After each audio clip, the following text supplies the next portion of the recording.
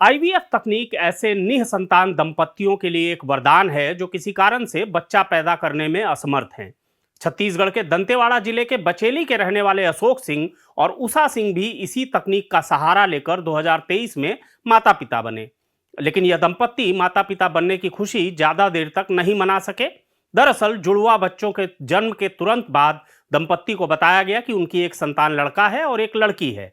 लेकिन जब बच्चों को उनके माता पिता को सौंपा गया तो मां की गोद में दो लड़कियां थीं। अशोक सिंह और उषा सिंह ने उसी वक्त निजी नर्सिंग होम के संचालकों और डॉक्टरों के समक्ष आपत्ति दर्ज कराई, लेकिन उनकी किसी ने नहीं सुनी। आखिरकार एक लंबी कानूनी लड़ाई के बाद 19 जनवरी 2026 को सुप्रीम कोर्ट ने इसे चाइल्ड स्वैपिंग का मामला मानते हुए उस निजी नर्सिंग होम के खिलाफ एफआईआर दर्ज करने और जांच करने के आदेश रायपुर एसपी को जारी किए हैं। ITSA Hospital, on a mission towards a healthy world. Our 350-bed hospital with 3 dedicated wings, multi-specialty, pediatrics और wellness. यहाँ मिलता है world class treatment, health care, hospitality और हार्मनी का परफेक्ट ब्लेंड और सेंट्रल इंडिया का सबसे बड़ा पीडियाट्रिक हॉस्पिटल। गेट और हैंड ट्रेनिंग के लिए cutting edge robotic physiotherapy and rehab. We are here to change the way you feel about hospitals. It's a hospital near Ambuja mall, Raipur.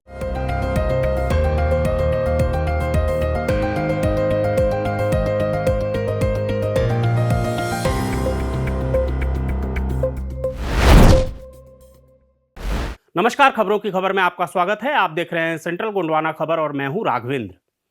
Chhattisgarh के दंतेवाड़ा जिले के बचेली के रहने वाले अशोक सिंह और उषा सिंह ने रायपुर में माता लक्ष्मी नर्सिंग होम, पहला जानी test tube baby and surrogacy centre में आईवीएफ प्रक्रिया कराई। इस प्रक्रिया से 25 दिसंबर 2023 को जुड़वा बच्चे पैदा हुए। अशोक सिंह और उषा सिंह के अनुसार 25 दिसंबर 2023 को एक मेल यानी पुरुष और एक फीमेल यानी महिला बच्चा पैदा हुआ था, लेकिन सेंटर में पुरुष बच्चे को महिला बच्चे से बदल दिया गया।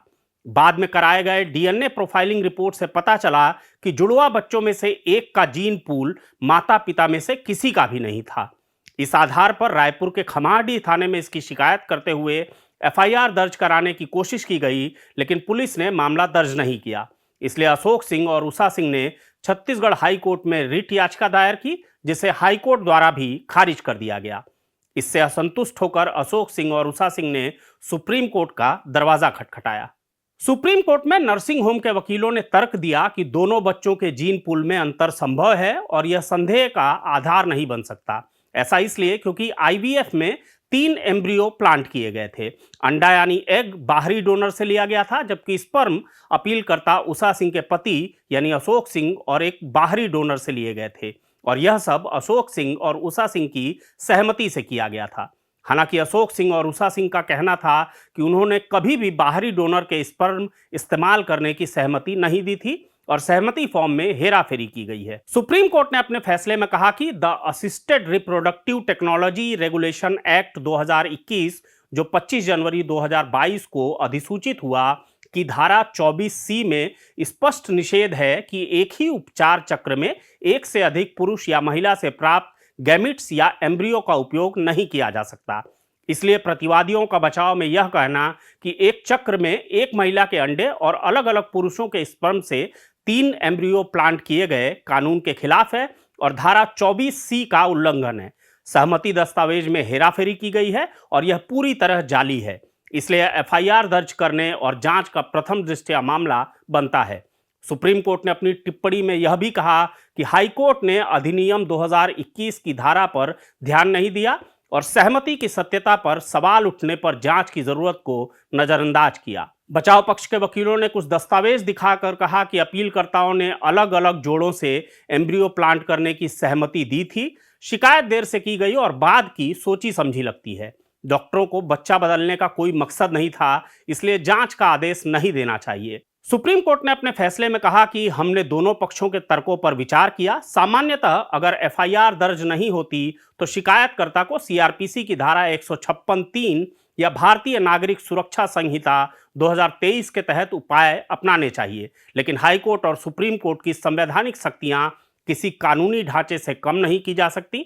ऊपर बताए आरोपों और एम्ब्रियो प्लांटमेंट को नियंत्रित करने वाले वैधानिक प्रावधानों को देखते हुए हम मानते हैं कि आपराधिक जांच के लिए प्रथम दृष्टया मामला बनता है, इसलिए अपील स्वीकार की जाती है और रायपुर जिले के पुलिस अधीक्षक को निर्देश दिया जाता है कि अपीलकर्ताओं की शिकायत को संबंधित पुलिस स्टेशन में एफआईआर के रूप में दर्ज किया जाए और कानून के अनुसार जांच की जाए। सुप्रीम कोर्ट का यह फैसला 19 जनवरी को आ गया था, लेकिन आज लगभग 10 दिनों के बाद भी पहलाजानी अस्पताल पर अब तक कोई कार्यवाही नहीं हुई है।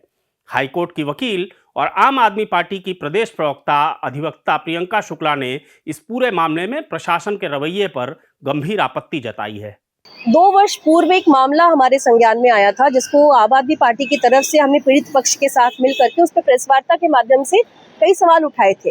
वो मामला है रायपुर के एक आईवीएफ सेंटर, पहलाजानी आईवीएफ सेंटर का, जहां पर एक दंपत्ति ने आईवीएफ के थ्रू बच्चे का प्रोसेस किया और वो बच्चा पूरा वहीं पर उनका पैदा भी हुआ। और जब बच्चा हुआ तो जो पिता है, जो माँ है, उनको बताया गया कि एक लड़का और एक लड़की हुई है, लेकिन कुछ देर बाद जब वो जाते हैं तो पाते हैं कि नहीं, वहाँ पे 2 लड़कियां हैं, जिस पर पिता को डाउट होता है कि जब हमको पहले ये बताया गया तो ये अचानक से ऐसा कैसे हो गया, जिस पर उन्होंने सवाल भी किए, लेकिन जो वहाँ का प्रशासन था, वहाँ के जो लोग थे, स्टाफ थे, उन्होंने ठीक से जवाब नहीं दिया, जिसको लेकर के पीड़ित पिता, जो बचेली के रहने वाले हैं बस्तर के अशोक सिंह, उन्होंने बच्चे के साथ अपना डीएनए टेस्ट भी कराया था। जब डीएनए टेस्ट कराया तो मामला और समझ में आया कि बच्चे से जो उनकी 2 पुत्रियां बताई जा रही थी, उनमें से एक पुत्री जिनको उन्हें डाउट था, उसका उनके साथ डीएनए मैच ही नहीं किया। जिसके बाद जो पीड़ित पक्ष है, उन्होंने न्यायालय का दरवाजा खटखटाया, न्यायालय के पक्ष में गए, के समर्थन में जाकर के उन्होंने बात रखी। जब न्यायालय के समक्ष किया गया तो अब वही है कि जिसके पास पैसा है उसका बोलबाला है। आईवीएफ सेंटर वालों के पक्ष में एक मेडिकल बोर्ड की 2 पन्ना भी नहीं बोलूंगी मैं, 1.5 पन्ने की रिपोर्ट डाली गई, जो आईवीएफ सेंटर के पक्ष में दिखाई गई और उसी का हवाला देकर के माननीय उच्च न्यायालय की तरफ से उनको जो पीड़ित पक्ष है, उनको वहां से कुछ हासिल नहीं हुआ था। लेकिन ये मामला यही नहीं रुका, ये मामला माननीय उच्चतम न्यायालय के पास गया। वहां पर जाकर के ये तमाम चीजों को गंभीरता से संज्ञान में लेकर के माननीय उच्चतम न्यायालय ने ये माना है, माननीय सुप्रीम कोर्ट ने ये माना है कि ये बहुत बड़ा गंभीर मामला है, ये बच्चे को स्वैपिंग करने का मामला है, कहीं ना कहीं बच्चे को बदलने का मामला है और उसको लेकर के अभी कड़े तौर पर एफआईआर के आदेश जारी हुए। दिनांक 19 जनवरी 2026 को इसमें एफआईआर के आदेश जारी हुए हैं, लेकिन अफसोस की बात यह है कि इसका एग्जीक्यूशन माननीय उच्चतम न्यायालय का जो पालन है वो आज तक नहीं हुआ है। जो माननीय उच्चतम न्यायालय का फैसला आया उसका अभी तक एग्जीक्यूशन क्यों नहीं हुआ, उसका पालन क्यों नहीं हुआ। अभी भी कहीं ना कहीं आईवीएफ सेंटर के जो लोग हैं उनको बचाया जा रहा है, जबकि इसमें स्पष्ट तरीके से निर्देश दिए जा चुके हैं कि माननीय उच्चतम न्यायालय के द्वारा इसमें एफआईआर की जानी है, मामला बहुत गंभीर है, बावजूद इसके अभी तक इसमें कोई कार्रवाई नहीं हुई है। रायपुर के मुख्य चिकित्सा एवं स्वास्थ्य अधिकारी द्वारा गठित की गई एक जांच समिति ने भी इस पूरे मामले की जांच की थी, लेकिन पहलाजानी हॉस्पिटल को यह कहते हुए क्लीन चिट दे दी कि संबंधित प्रकरण में अस्पताल प्रशासन द्वारा शिकायतकर्ता को इस बात की जानकारी दी गई थी कि दूसरी बार आईवीएफ की जा रही है। आईवीएफ प्रक्रिया में बैकअप प्लान के तहत 2 प्रकार के भ्रूण इम्प्लांट किए जाएंगे।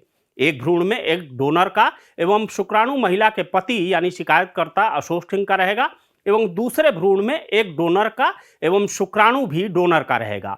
एग एवं शुक्राणु के डोनर का नाम एवं पहचान गोपनीय रहेगा। इस शर्त के अनुरूप पहचान उजागर नहीं की जाएगी। इस प्रकार संपूर्ण प्रक्रिया की जानकारी शिकायतकर्ता एवं उसकी पत्नी को देने के बाद उनकी लिखित सहमति पत्रक प्राप्त होने के उपरांत ही इलाज संबंधित समस्त कार्रवाई की गई। सहमति पत्रक में बैकअप प्लान उल्लेखित है, जबकि the assisted reproductive technology regulation act 2021 की धारा 24C में साफ साफ लिखा है कि a woman shall not be treated with gametes और embryos derived from more than one man और women during any one treatment cycle. और सुप्रीम कोर्ट ने भी अपने फैसले में इसी नियम का हवाला दिया है। जांच समिति यह कैसे कह सकती है कि क्योंकि पहलाजानी अस्पताल ने शिकायतकर्ताओं की सहमति ली थी इसलिए उनकी कोई गलती नहीं है, जबकि नियम में यह स्पष्ट है कि एक ही उपचार चक्र में एक से अधिक पुरुष या महिला से प्राप्त गैमेट्स या एम्ब्रियो का उपयोग नहीं किया जा सकता। यही कारण है कि इस पूरे मामले में सबसे बड़ा प्रश्न चिन्ह जांच समिति की नीयत पर उठ रहा है। चाइल्ड स्वैपिंग के इस मामले में सुप्रीम कोर्ट ने नर्सिंग होम पर एफआईआर करने के निर्देश दे दिए हैं, लेकिन बहुत से सवालों के जवाब मिलना अभी बाकी है। सबसे बड़ा सवाल निजी नर्सिंग होम की कार्यप्रणाली पर है। आईवीएफ तकनीक से बच्चे पैदा करने का खर्च 1 लाख से 4 लाख रुपयों तक होता है। ऐसे में लाखों रुपए खर्च करने के बाद अगर आपको इस तरह के किसी धोखे में डालकर किसी दूसरे का बच्चा दे दिया जाए तो आप क्या करेंगे? इस दंपत्ति ने तो शंका होने पर दोनों बच्चियों का डीएनए टेस्ट करवाया, लेकिन अब क्या इस तकनीक को अपनाकर माता पिता बनने वाले हर दंपत्ति को डीएनए टेस्ट करना ही पड़ेगा? इस घटना के सामने आने के बाद यह भी एक बड़ा सवाल बनकर खड़ा हो गया है। बचेली का यह दंपत्ति पिछले 3 साल से अपने खुद के बच्चे से दूर है और किसी अन्य दंपत्ति के बच्चे को पालने के लिए मजबूर है। सबसे बड़ा सवाल यह है कि अशोक सिंह और उषा सिंह का अपना खुद का बच्चा कहां है और किस हाल में है। दूसरा सवाल यह है कि अगर अशोक सिंह और उषा सिंह को उनका बच्चा मिल जाता है तो उस अबोध बच्ची का क्या होगा जिसे फिलहाल यह दंपत्ति अपना बच्चा मानकर उसका पालन पोषण कर रहे हैं। लेकिन सबसे बड़ा सवाल यह कि पहला जानी नर्सिंग होम पर कब तक और क्या कार्रवाई होगी, और क्या गलत तरीके से नर्सिंग होम को क्लीन चिट देने वाली जांच समिति भी इस कार्रवाई के घेरे में आएगी। खबरों की खबर में फिर किसी खबर पर होगी बात। इस तरह की खबरों को देखने के लिए आप हमारे चैनल को लाइक, शेयर और सब्सक्राइब जरूर कर लें। हमेशा की तरह हमें अपनी खबरों पर आपके कमेंट्स का भी इंतजार रहता है। नमस्कार।